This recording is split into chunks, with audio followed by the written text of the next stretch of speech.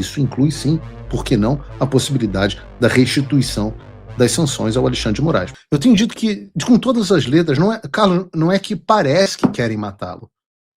Eu estou dizendo com todas as letras, em todas as oportunidades, porque, aliás, eu estou num país livre e posso falar o que muitos brasileiros não podem. Alexandre de Moraes quer matar Jair Bolsonaro. A coisa, vejam, não é uma questão de opinião mais. Né? Eu sou um comentarista de opinião e tem certas coisas que eu emito como opinião. Mas a coisa é tão séria que o Conselho Federal de Medicina teve que se manifestar. Vejam só. Nota à Sociedade do Conselho Federal de Medicina. O CFM, no estrito cumprimento das suas atribuições legais, manifesta sobre a condição de saúde do ex-presidente da República, Jair Messias Bolsonaro. O recebimento formal de denúncias protocoladas no CFM expressam inquietação quanto à garantia de assistência médica adequada ao paciente. Além disso, declarações públicas de relatos sobre intercorrências clínicas causam extrema preocupação à sociedade brasileira.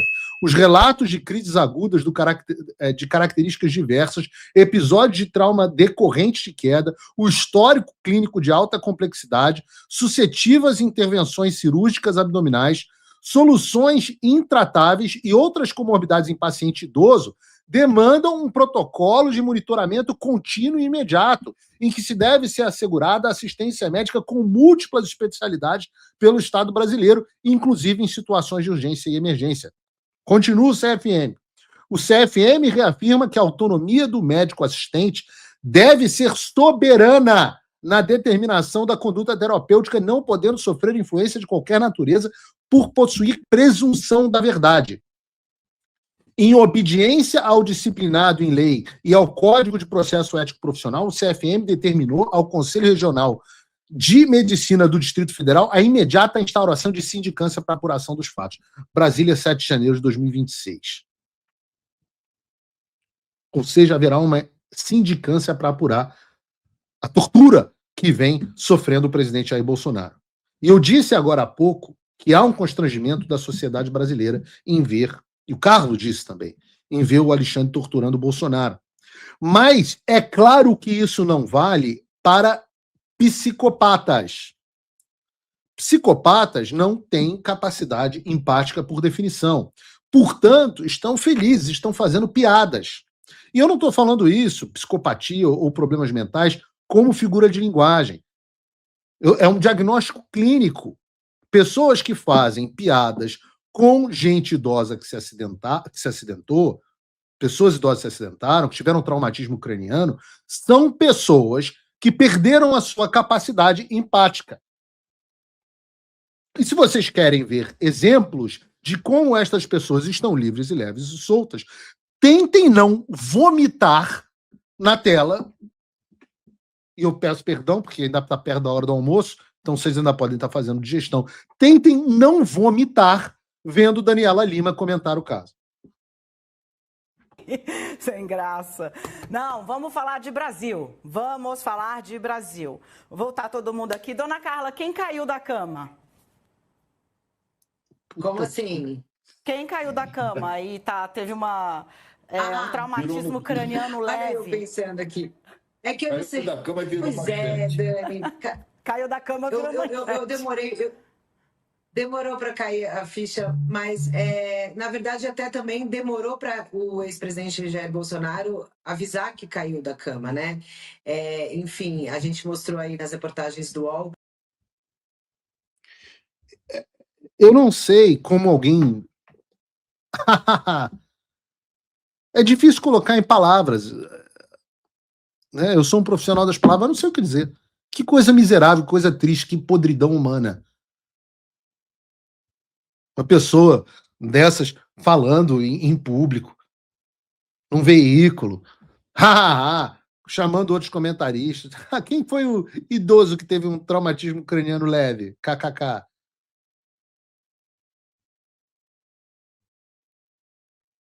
Não sei o que dizer um troço desse.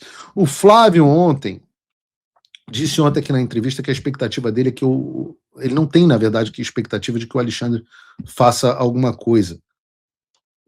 Já o diagnóstico do senador Flávio Bolsonaro é o mesmo que o meu. Não há o que se esperar mais do Alexandre de Moraes. O que se hoje se espera, milagrosamente, é a possibilidade de algum ministro do STF se insurgir contra isso e utilizar os poderes que tem para mandar, em contramão do Alexandre de Moraes, mandar o Bolsonaro para a prisão domiciliar humanitária. E eu espero que isso aconteça. Eu espero mesmo.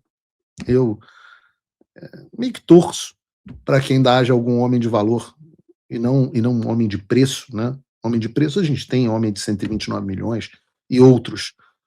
Mas homem de valor no Supremo Tribunal Federal, eu não sei. Eu tenho uma torcida, mas não sei se tenho a expectativa de que isso aconteça. No final das contas, resta o que nós sabemos.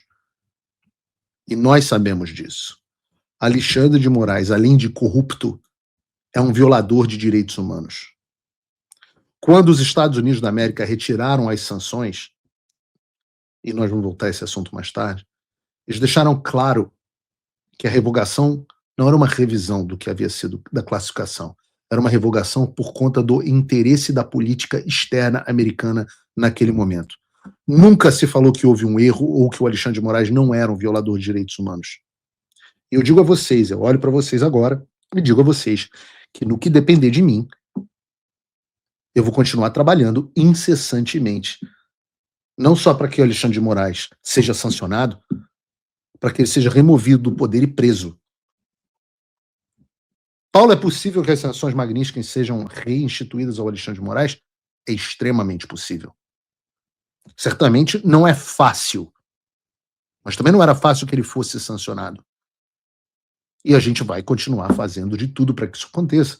Olha, eu já deixo claro, amanhã, mais uma vez, Eduardo e eu estaremos em Washington,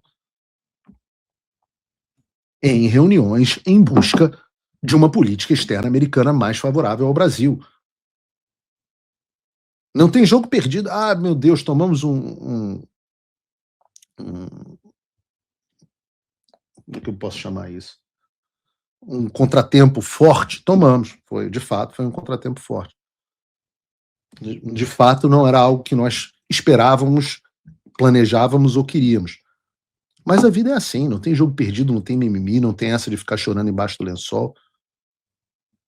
Nós temos os canais, temos os meios de comunicação, estão abertos e nós vamos continuar fazendo pressão, inclusive retomando a pressão por meio do Congresso dos Estados Unidos para que o presidente Donald Trump volte a designar Alexandre de Moraes como violador de direitos humanos.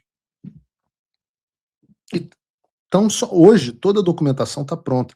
A gente só precisa acrescentar esses novos fatos como a continuidade da tortura do presidente Jair Bolsonaro. E seguir no processo de convencimento e persuasão de que esta, embora possa ter sido uma decisão oportuna momentaneamente, e a gente vai falar sobre Venezuela aqui hoje, para os interesses americanos, não é uma medida oportuna no longo prazo para a relação dos Estados Unidos com o Brasil. Não é, porque essas pessoas vão sair daí em algum momento. E os Estados Unidos sempre foram defensores dos direitos humanos. E a gente vai falar sobre isso no programa de hoje. Então, sim, vamos continuar trabalhando para uma política externa mais favorável ao Brasil, vinda dos Estados Unidos. Claro, Donald Trump sempre vai priorizar o interesse americano, mas nós vamos trabalhar para que isso também leve em consideração as necessidades urgentes e prementes do povo brasileiro. E isso inclui, sim, por que não, a possibilidade da restituição das sanções ao Alexandre de Moraes. Não estou prometendo, não estou fazendo nenhuma promessa, exceto a promessa de que vamos continuar trabalhando nessa direção. Todos aqueles que quiserem fazer alguma coisa nessa direção também são bem-vindos.